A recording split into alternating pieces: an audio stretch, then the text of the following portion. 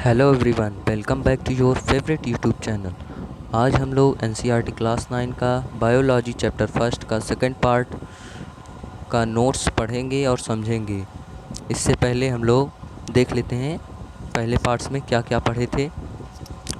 Cell की definition, types of organism, unicellular organism and multicellular organism, organelles, types of cell, plasma membrane, diffusion पढ़ा था, osmosis, types of solution on the basis of concentration, hypertonic, isotonic and hypotonic.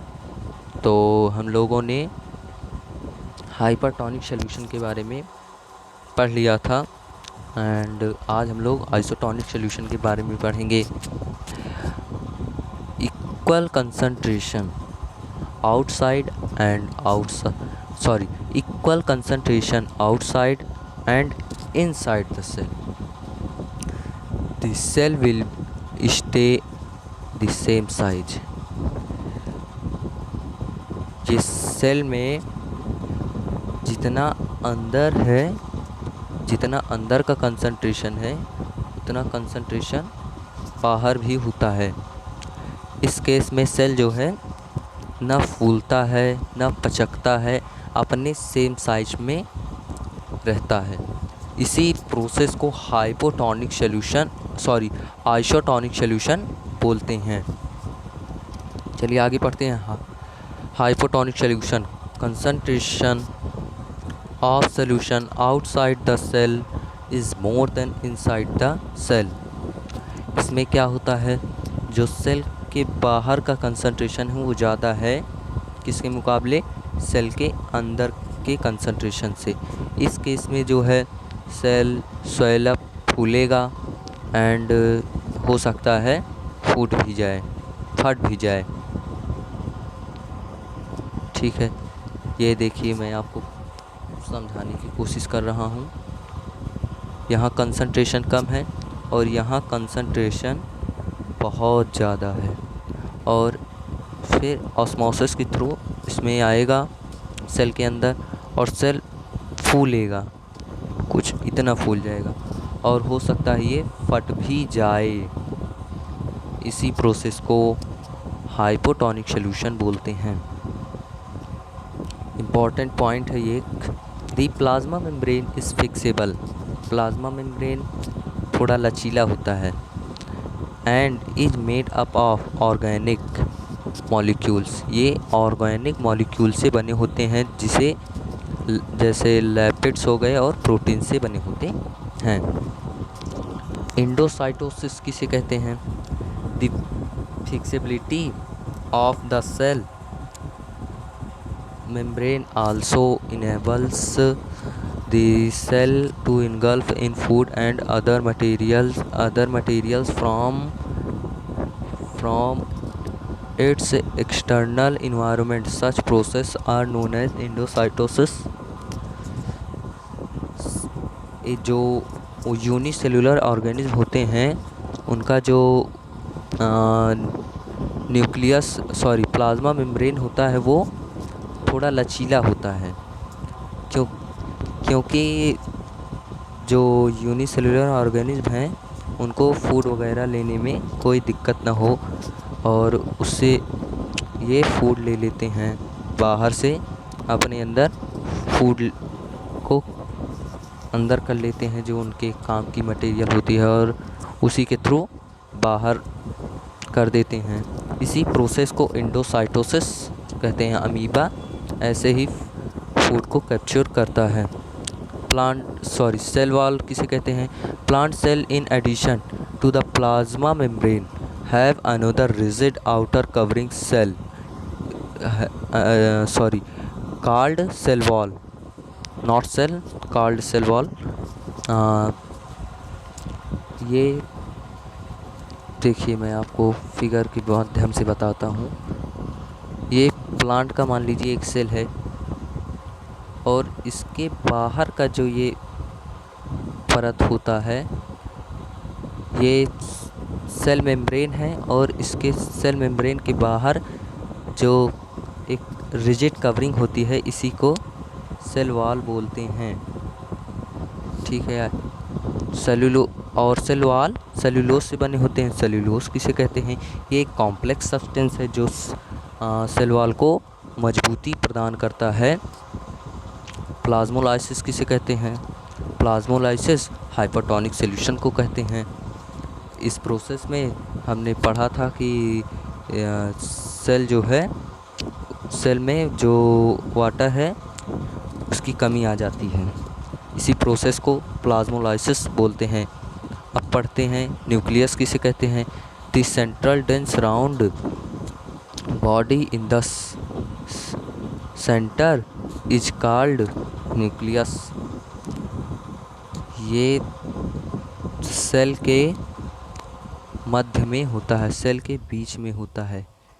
ये देखिए, ये जो होता है cell के अंदर, इसी को न्यूक्लियस बोलते हैं। और ये जो कवरिंग होता है, जिससे कवर होता है, इसको न्यूक्लियर मेम्ब्रेन बोलते हैं। न्यूक्लियर मेम्ब्रेन के बारे में पढ़ लेते हैं। हमने बताया ये the nucleus has double layered covering. जो न्यूक्लियस का डबल लेयर्ड कवरिंग है उसी को न्यूक्लियर मेम्ब्रेन बोलते हैं। The nuclear membrane has pores. ये छिद्रित होता है जिससे कुछ मटेरियल्स बाहर जा सकें और अंदर आ सकें। इसी जैसे साइटोप्लाज्म में होता है। साइटोप्लाज्म हम लोग आगे पढ़ेंगे।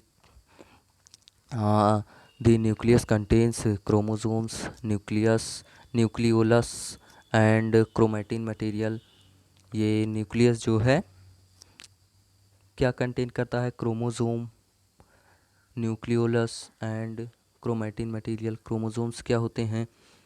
Chromosome compose of DNA and protein. Chromosome जो है क्या कंपोज करते हैं? डीएनए कंपोज करते हैं एंड प्रोटीन को कंपोज करते हैं। Chromosomes contains information for inheritance of characters from parents to next generation to the form of DNA molecules. Chromosomes information देते हैं कि नेक्स्ट जनरेशन किसकी तरह दिखेगा, अपने माता पिता में से किसकी तरह दिखेगा या दोनों को मिलाकर दिखेगा। ये डीएनए मॉलिक्यूल से जो क्रोमोसोम में डीएनए होता है वो मॉलिक्यूल्स वो आने वाली जनरेशन के अंदर चला जाता है। किसके थ्रू? पेरेंट्स के थ्रू। डीएनए क्या होता है? DNA molecules contain information necessary for constructing and organising cell. DNA molecules में सेल के निर्माण के लिए और संगठन की सभी आवश्यक सूचनाएं होती हैं। और जीन्स किसे कहते हैं? Functional segment of DNA called jeans. जो डीएनए का फंक्शनल सेगमेंट है उसी को जीन बोलते हैं। क्रोमैटिन मटेरियल किसे कहते हैं? In a cell which is not dividing the DNA is present as part of chromatin material. जब सेल डिवाइड नहीं होते तो डीएनए जो हैं क्रोमैटिन में प्रेजेंट होते हैं। मतलब हुआ कि जो कोशिका डिवाइड नहीं होते उनमें जो है डीएनए क्रोमैटिन मटेरियल के रूप में विद्वान होते हैं। Chromatin material is visible and entangled mass of thread like structure. एक धागे की तरह होता है। ये आप देख रहे होंगे, ये न्यूक्लियस का मैंने वो फिगर बनाया है। और ये थ्रेड लाइक स्ट्रक्चर जो है इसी को क्रोमैटिन मटेरियल बोलते हैं। And nucleus, nuclear pore, nucleoplasm, nuclear membrane, plant cell, animal cell, इसके बारे में हम लोग आगे पढ़ेंगे नेक्स्ट पार्ट में। ये यूकैरियोटिक, प्रोकैरियोटिक किसे कहते हैं। Undefined nuclear region containing only nucleic acid is called nucleoid. जहाँ न्यूक्लियर ना दिखे और ये न्यूक्लियोइड न्यूक्लिक एसिड के रूप में होता है और न्यूक्लियर जो है अस्पष्ट नहीं दिखता, उसी को न्यूक्लियोइड बोलते हैं, जैसे बैक्टीरिया में हो गया। एंड अब हम लोग पढ़ते हैं प्रोकैरियोट्स किसे कहते हैं। Such organism whose cell lack a nuclear membrane, ऐसे ऑर्गेनिज्म जिनके पास न्यूक्लियर मेम्ब्रेन है उसको प्रोकैरियोटिक बोलते हैं। इसका सेम अपोजिट यूकैरियोटिक होता है, जिसके पास न्यूक्लियर मेम्ब्रेन सही से नहीं दिखता। इनमें जैसे बैक्टीरिया हमने एग्जाम्पल लिया था अभी, इसको यूकैरियोटिक्स ऑर्गेनिज्म बोलते हैं। इसके और कुछ डिफरेंस देख लेते हैं। देखिए, ये साइज में स्मॉल होते हैं, कौन, प्रोकैरियोट्स, और यूकैरियोट्स साइज में लार्ज होते हैं। न्यूक्लियस, सॉरी हमने उसमें गलत बता दिया था, प्रोकैरियोट्स में न्यूक्लियस प्रेजेंट होते हैं बल्कि एब्सेंट होते हैं, एंड यूकैरियोट्स में प्रेजेंट होते हैं। ओनली सिंगल क्रोमोसोम प्रेजेंट, इसमें केवल एक क्रोमोसोम प्रेजेंट होता है। यूकैरियोट्स में 2 क्रोमोसोम प्रेजेंट होता है।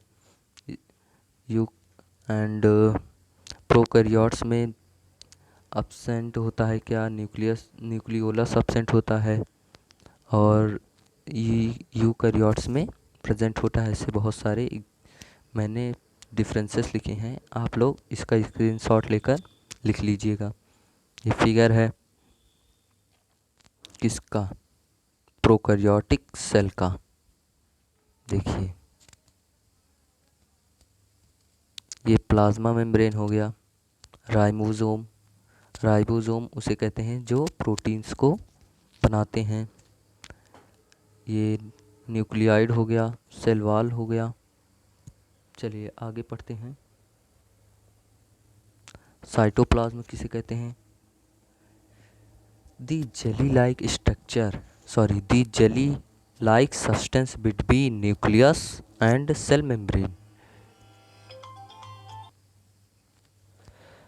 जो न्यूक्लियस और सेल मेम्ब्रेन के बीच में जेली लाइक सब्सटेंस होते हैं उसे साइटोप्लाज्म बोलते हैं।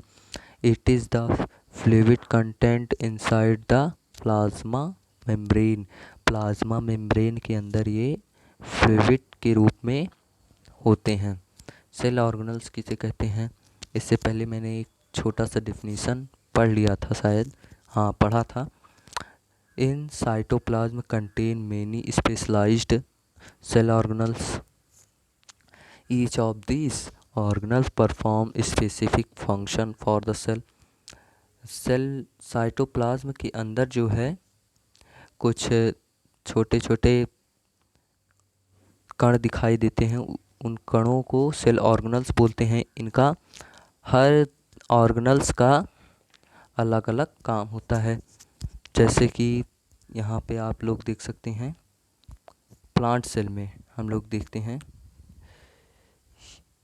ये सेल ऑर्गेनल्स के पार्ट, एक सेकेंड,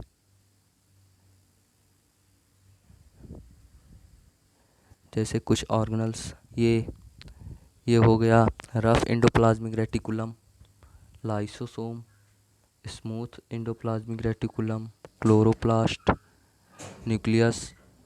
इन सब के बारे में हम लोग नेक्स्ट वीडियो में देखेंगे और समझेंगे भी। तो यहाँ तक हम लोगों ने सेल ऑर्गेनल्स तक पढ़ा है, आगे नेक्स्ट वीडियो में देखते हैं। तब तक के लिए जय हिंद, जय भारत।